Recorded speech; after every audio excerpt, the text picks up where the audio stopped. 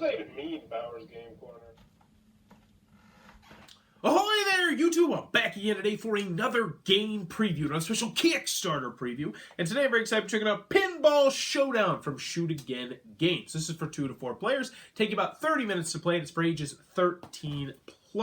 And in Pinball Showdown, you are going to be taking control of a runaway pinball cascading around a pinball machine, trying to control which bumpers and loops and holes you go into, hoping to get the most points over 10 rounds. In this game, you are going to be bidding and trying to control your speed, maintain your control, not get too fast, not get too slow. Let's open it up and check it out. Alrighty then, we're going to take a look at what you're going to get inside of Pinball Showdown. So before we get started, I do want to mention this is the promotional copy I have in front of me, so take everything you see here with a grain of salt, even though I do believe the artwork is completely finished. So first and foremost, we got our handy dandy rule sheet. This one is 3 pages, double-sided. This one has a lot of text, and it's very well done. It should have you up and running in no time at all. I imagine they're going to add, some more pictures, illustrations, and whatnot. But what you have here is very clear and concise. We'll leave you with very few questions, and I can teach you how to play the game right now because it's actually a very simple game. So in Pinball Showdown, you are going to be taking control of a pinball, and you're going to be trying to hit various different bumpers and ramps and loops and various different stuff like that in order to get the most points over 10 rounds. So we'll go over the components, and then I'll show you how the game is played. So when you first start the game, you're going to decide who goes first, and you get this cool little first place marker that you're going to pass back and forth, which might be the coolest first player marker I've seen. You're going to get these tokens down here. You're going to get 20 of these tokens. You will start with 5 tokens. This is your speed. So everyone's going to start with a speed of 5, and then you're going to have 15 control tokens down here. You'll be using these to bid and potentially change your speed, do some other various different things, but I'll talk more about that later. But each player is going to get their own different shaped one, so they'll be very easy to discern because they have different shapes. So that's really cool right there. Next, you're going to be setting up these combos right here. These are potential combos that everyone's going to be going for, and you're going to have as many of these as you have players. So there will be a little bit of a race to try and get to these. And so, for instance, this one, if you have a bash toy and a short ramp, you're going to get 4,500 points. You get a rollover and a kick-out hole, you're going to get 5,000 points. But more importantly, this is also going to trigger something called Wizard Mode, which I'll talk a little bit more about later. But when you first start the game, Wizard Mode will be off. You're also going to get this 2x modifier, which is where you're going to be putting your scorecards that have that score double, and that's part of Wizard Mode. So I'll show you that a little bit later. And then you are going to get 10 of these cards right here.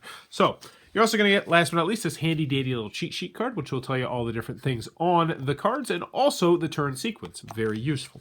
So first thing we're going to do is you're going to select your Playfield card. Now what this means is you're going to take one of the cards in your hand and you are going to place it out there for people to bid on.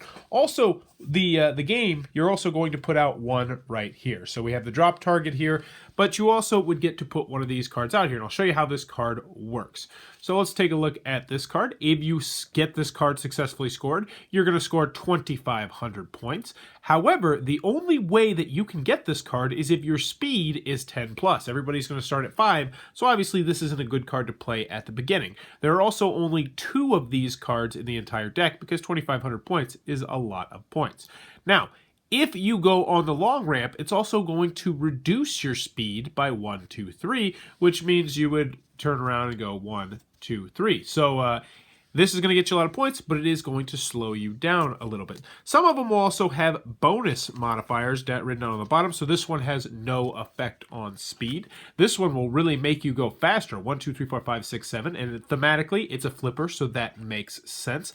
Some of them will tell you exactly how fast you are going to go. They will have little blue equal signs on there, so I'll show you a couple more of these. So the kick out hole, because obviously it's going to kick you out at a certain speed. This one will kick you out at 4, so your speed will now be 4. There's also some other various different ones that'll do some different things. The drop target set of 4 gives you 5,000 points. There's another one where the more you have of them, the more points you're going to get.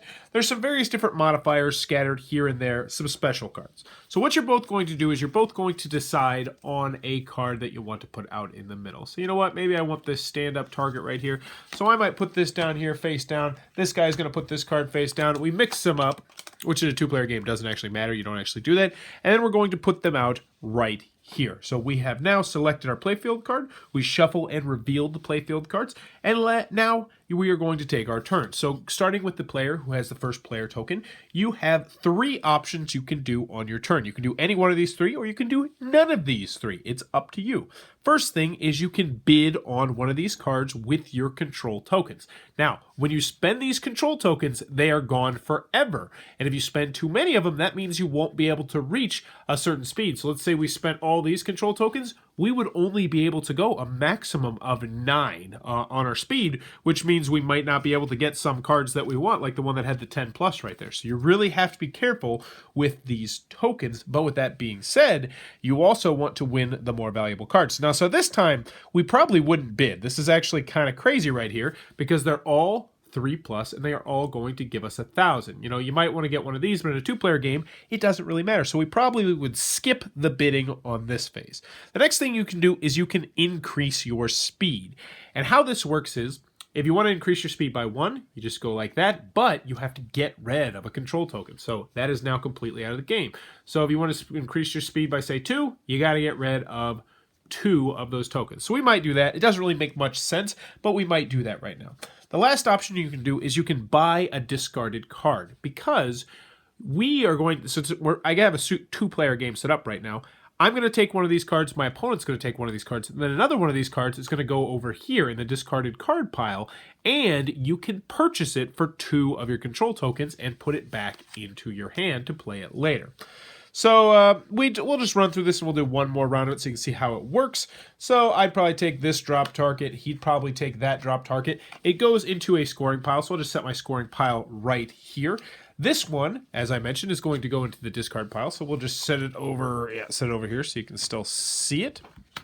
And then the first player marker is going to pass. Once again, we have ourselves a community card right there, which is the Captive Ball, which is a 6 plus. So that's actually good. We actually put ourselves in a good position to get that.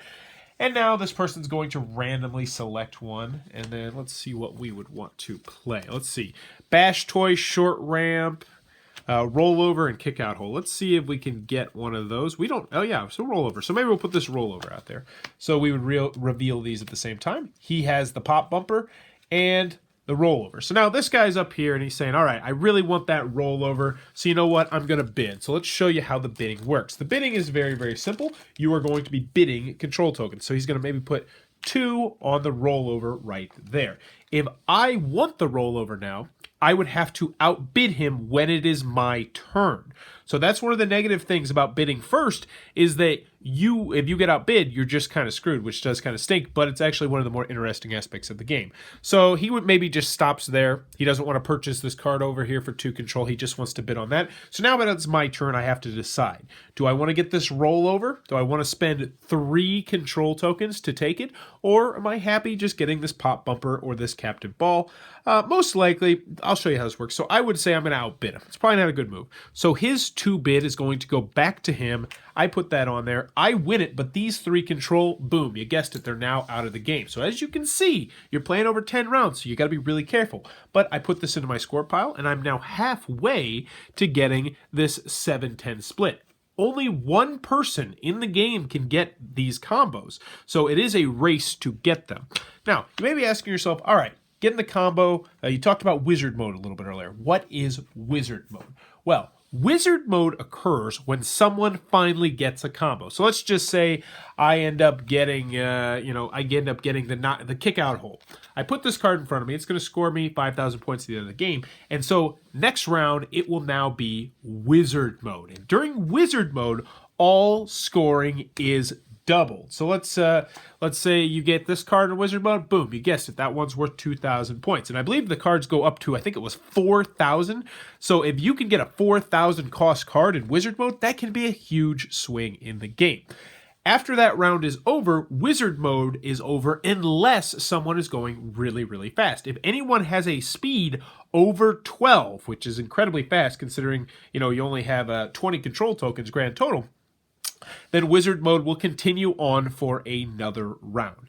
Anywho, you are going to continue to go over 10 rounds. Whoever has the most points at the end of the game will be the winner of Pinball Showdown, and that in a nutshell is how the game is played.